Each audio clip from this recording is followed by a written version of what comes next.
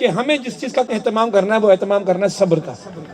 صبر سے معنی یہ ہے کہ مستقل مزاجی کے ساتھ اپنی بات کے اوپر ڈٹ جانا، حالات کیسے بھی ہوں، کیسے بھی مشکل حالات آ جائیں، اپنے عزم کے اندر، بلبلے کے اندر، جوش کے اندر اور جذب کے اندر اور یقین کے اندر اور ایمان کے اندر ہمیں کوئی کمی نہیں آنے دینی، بلکہ پورے مصمم ارادوں کے ساتھ، ارادوں کی پختگی کے ساتھ اپنے قدموں کو جو ہے نا اللہ رب العالمین کی راہوں کے اندر لگائے رکھنا ہے۔ اس حوالے سے ایک واقعہ آتا ہے اور یہ مکاشفۃ القلوب کی صفحہ نمبر 39 پر ہے اور حکایت کی صورت کے اندر موجود ہے۔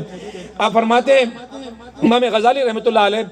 کہ حضرت ابراہیم خواص فرماتے ہیں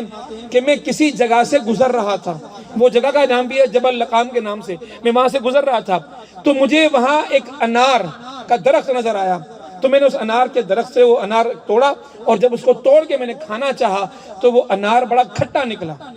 جب وہ کھٹا نکلا تو میں نے اس کو پھینک دیا، کھایا نہیں میں نے اس کو۔ ایک اندر سی خواہش تھی کہ میٹھا ہم کھاؤں۔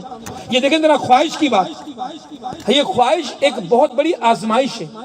یہ وسواس کی ایک صورت ہے جو انسانوں کے سینوں کے اندر جنم لیتی ہے اور ان خواہشات کے پیچھے ہم لوگ لگ جاتے ہیں۔ اسی لیے شاعر نے وہ بڑی پیاری بات کہی ہے کہ ہزاروں خواہشیں ایسی کہ ہر خواہش پہ دم نکلے، بہت نکلے میرے ارمان مگر پھر بھی کم نکلے۔ تو یہ خواہشات جو انسانوں کے جسم میں آتی ہیں، ان کے حوالے سے اس واقعے کے اندر بڑا سبق آموز بات کہی گئی ہے حکایت کے اندر۔ فرمایا کہ جب تھوڑا آگے بڑھتے ہیں تو ایک صاحب اس حالت کے اندر زمین پر پڑے ہوئے ہیں کہ ان کے جسم پر بھیڑوں نے اپنا پورا آستانہ بنایا ہوا ہے، بھیڑوں نے گھیر رکھا ہے، بھیڑیں سندھی میں ڈیمبو جو ہوں یہ ساری جسم کے پر لپکی ہوئی ہیں، اس کو کاٹ رہی ہیں اور اس حالت میں وہ سکون سے بیٹھا ہوا ہے۔ تو یہ بڑے حیران ہوئے اور جب ان کے ہاں سے گزرے تو انہوں نے کہا کہ اے ابراہیم، اب جو بھیڑوں میں گھرا ہوا ہے، اے ابراہیم تو اپنے خواہش کو قابو میں نہ رکھ سکا؟ تو انہوں نے کہا تو مجھے جانتا ہے؟ کون اللہ والا ہے جو کسی اللہ والے کو نہ جانتا ہو؟ یعنی کہ تو بھی اللہ والا ہے، تو میں تجھے جانتا ہوں کہ تو ابراہیم ہے۔ تو انہوں نے کہا کہ اگر آپ بھی اللہ والے لگتے ہیں مجھے، جب میرے نام سے اس طرح واقف ہو گئے ہیں تو ذرا مجھے یہ بتائیں کہ آپ جو بھیڑوں میں اس طرح گھرے ہوئے ہیں، آپ کیوں نہیں اللہ سے دعا کرتے کہ اللہ رب العالمین ان بھیڑوں سے آپ کو جان چھڑا دے؟ تو بڑی پیاری بات کہی، بڑی پیاری بات کہی اس بزرگ نے، کہا کہ دیکھو انار اور یہ بھیڑیں میرے جسم پر، وہ جو انار ایک خواہش تھی، وہ ایک نعمت بھی تھی کہ تمہارے دل میں خواہش پیدا ہوئی اور تمہیں اس خواہش کے نتیجے میں اللہ رب العالمین تمہاری خواہش کا تمہیں انار دے دیتا، میٹھا والا، کھاتے تمہیں لذت ملتی، تم بڑے خوش ہوتے، اور اس خواہش کے پورا نہ ہونے پر تمہارے دل میں رنج ہوا۔ خدا کی نعمتیں اتنی تمہیں ملی ہوئی ہیں، ان ساری نعمتوں کو بھول کر ایک ذرا سی چیز پہ تمہارے دل میں رنج پیدا ہو گیا، خدا کے احسانات تم بھول گئے۔ تو دیکھو یہ تمہارا جو انار تھا یہ ایک نعمت تھا اور اس نعمت کے بارے میں تمہیں قیامت کو جواب دینا ہے۔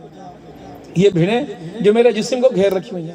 جن سے مجھے درد مل رہا ہے، تکلیف مل رہی ہے، لیکن اس درد اور تکلیف کے نتیجے میں میرا جسم تو یہاں تکلیف میں ہے لیکن میری راحتیں میری جنتوں کے اندر ہیں۔ تو میں ان راحتوں اور جنتوں پر کیوں بیٹھ کر میں اپنے رب سے دعائیں کروں کہ مجھے ان راحتوں جو جنت کی راحتیں ہیں میں ان کے لیے یہاں نجات کی بیٹھ کے بات کروں؟ میں اپنے اسی حال کے اندر خوش ہوں اور تم بھی ان خواہش کا پیچھا چھوڑ دو۔ کتنی سبق آموز بات ہے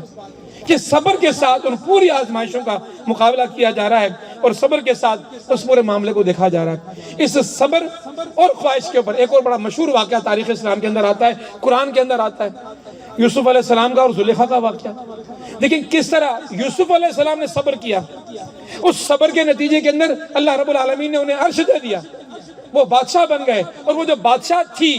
رانی تھی، شہزادی تھی، وہ اپنی خواہش کے پیچھے لگ گئی، اس نے صبر سے کام نہیں لیا تو ذلیل ہوئی، خوار ہوئی، بڈھی ہوئی اور زمانے کے اندر بڑی رسوائی ہوئی۔ تو خواہشات کے پیچھے لگنے والے لوگ اگر ان کی حالت دیکھی جائے تو ان کی حالت یہ ہوتی ہے کہ ان کو ان خواہشات کے نتیجے کے اندر وہ نہیں مل پاتا جو آخرت میں انسان کو ملنا چاہیے۔ یہ خواہشیں دنیا تک چلتی ہیں اور دنیا کے اندر چلنے کے نتیجے کے اندر یہ انسان کو تباہ اور برباد کر دیتی ہیں۔